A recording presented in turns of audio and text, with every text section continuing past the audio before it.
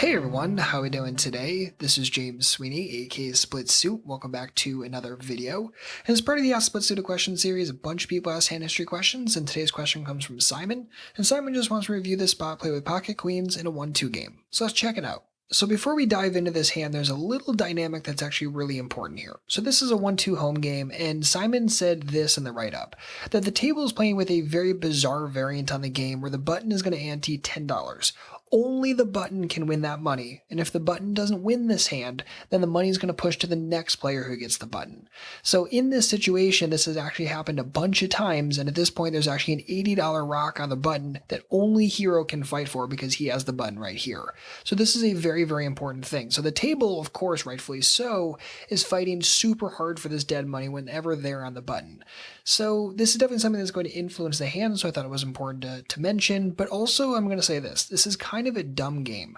It's fun. I like any variant that does something different and provides action and gets people out of their comfort zone, but all you're doing here is you're actually making the most profitable position at the table even more profitable by offering something that only they can fight for. If you want to make this really interesting, do this for the person who's under the gun and have it ship around that way, or for middle position one, or any position other than the most profitable one at the table. So that'd be my only major suggestion for actually creating a better dynamic and a better game structure here. Okay, so keeping in mind that again, there is an $80 rock on the button that only hero, because he's on the button, can fight for. Here we go. There's a raise to 6. There's a call, a call, a call, a call, another call, and hero decides to squeeze. So, of course, love the fact that we're squeezing, but again, remember the dynamic at this table and given this bizarre button game that you're playing is that the button is going to fight very, very hard to win this pot. So because of that, choose a number that looks like you're fighting really, really hard for it. This is like an ideal situation where you should be fighting for it a lot, and you actually have a hand that you can fight for it very, very hard with. So I don't want this to only be to 40. Honestly, I'm going 60 at a minimum here, and I'm probably going something like 75. I know that probably seems absurd, but it's a live game. You should be going quite large in this situation. You want to choose a number that you would use if you were fighting with air, and I think something like 75 is going to get the job done a lot of the time. I also think you're probably only going to pick up maybe 1 or 2 callers, as opposed to if you only go 40, now everyone's getting a pretty decent price. I wouldn't be shocked if this goes 4 or 5 way a large chunk of the time. So again, larger number, especially given the exact dynamic and the exact number in the rock right this moment. So we end up getting a call, another call, another call, and we end up going 4-way to it, flop top set, which makes things nice and fun. Check, check, check, and hero decides to bet for 110. So as played, I'm very, very happy with this. Definitely want to be continuation betting. Definitely want to make it look like I'm still fighting for this pot, forcing someone to get sticky with any pair or any sort of draw, that sort of thing. So I love the fact that we're continuing to bet here. Size is totally fine as well. End up getting called by the aggro pro and go heads up to it. And in the write-up, Simon says this: the aggro pro called my bet, and he's very aggressive and he has a very wide range, so I assume he could basically have any 2 cards or any sort of equity in the hope that I'm just trying to steal the button money. So I'm going to disagree with that slightly. Now, maybe it's just semantics here, but if someone is deemed as a pro, I'm not assuming that they're ever going to show up here with any 2 cards. And I'm also thinking like preflop doesn't make any sense that he's going to have like any 2 cards, right? There was a preflop raise, then he decided to call after a couple of callers. I don't think he's doing that with just anything, nor do I think he's calling your squeeze with just anything. So I think when he calls here, yes, he can have draws, he can have those kind of equity things, and he's probably going to have things like single pairs a pretty large chunk of the time as well.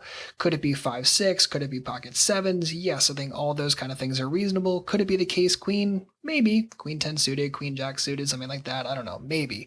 But ultimately, at the end of the day, I think you're looking at someone who is not going to show up with any 2 cards, and I definitely would not make that range assumption. So as played, the turn is a 3. Aggro Pro decides to donk into us for 250, and remember, a donk bet is just a lead into the previous street aggressor, so he's betting into us. We were the aggressor on the flop, so this is considered a donk bet.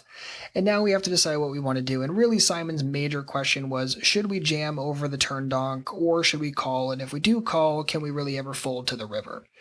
So all of those questions are awesome and they're so on the right track, right? Because if we just call here, can we really fold on rivers? I mean, yes, there's going to be some uncomfortable ones, the ace, the deuce, the 6, the 7, but shy of that, we're not talking about like a majority of the deck by any stretch. And The thing you have to really keep in mind here is the dynamic, right? So it looks like Hero has to fight hard for this pot. And if Hero just calls, like Hero did, does this look like he's fighting to win the pot and bluff at it? Or is his call pretty indicative that it's like probably a single pair or maybe a draw or essentially something that's not going to go away very, very easily, right? This looks like scared eights if Hero just calls here. This looks like maybe an overpair or a single pair that he's trying to induce more bluffs with. And obviously top set is great and all, but this is not a situation where we're super scared of a straight. I mean, if he has a straight, good for him. I don't think he's going to have ace deuce very often, and it would be 6-7. And if it's 6-7, it's probably 6-7 suited.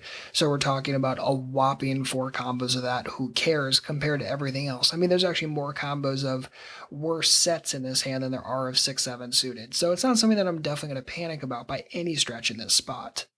So again, when you just call, you don't represent a hand that is weak, that is bluffy, that's going anywhere, and I think he can expect that you're going to get sticky on a decent amount of rivers. Whereas if you just shove here, I think you can induce some lightness from him, right? If he has 7s or 8s or pocket 6s or 5-6 or any of those kind of things, or even a diamond draw, is he really always going to fold when you drill here? I don't think so, because it looks like you're bluffy, because it looks like you should be fighting really, really hard for this spot. I don't think you're going to be getting a ton of folds from him, and I think you represent bluffs a lot better than just by calling 250.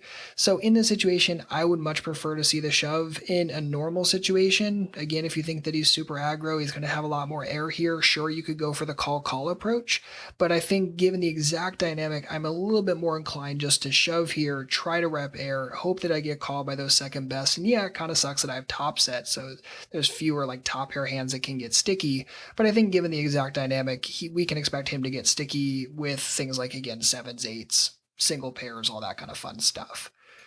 So as played, river is an 8, he decides to drill, of course we call, awesome, and unfortunately he does have 6-7, and there we go. Now, the fact that he shows up with 6-7 offsuit, of course, adds a lot more combos into that preflop range, and I definitely wouldn't have assumed that he would have 6-7 off given the description of pro. So again, maybe it's semantics, but I think you might be giving a little too much credit. Again, I think pro, strong, winning player, gonna show up with good ranges. Showing up with 6-7 offsuit here is not really great in terms of the preflop play, and because of that, I really don't think this is someone who we should be classifying as a pro in the future. And just one other range consideration to keep in mind here, right? So I made the assumption that 6-7 suited was probably the only 6-7 that really made a lot of sense, which of course put a lot more combinations of sets, single pairs, pair and draws, all those kind of things that could have been in their range when they decided to take this line. If you find out later that 6-7 offsuit could actually be in here, that also puts a lot of combos of things like 5-4 offsuit, maybe 4-3 offsuit, maybe things like 5-6 offsuit that would take this same line. So there's tons of combinations of, again, other second best hands that can and would take this line from time to time. So don't think that just because he showed up with 6-7 off, that's like his whole range by any stretch of the imagination. In fact, that actually just puts further credence on the fact that stacking off here is totally, totally good. So Simon, thank you very much for the great hand. If you or anyone else has a poker hand you'd like me to review in a video, feel free to send it to me directly at splitsuit.com/send. You can always ask me a poker question at splitsuit.com/ask. If you enjoyed this video, please make sure to like and subscribe. If you have any questions or thoughts on this hand, feel free to drop a comment. Otherwise, I'll see you back next week with a brand new video, and in the meantime, good luck out there and happy grinding.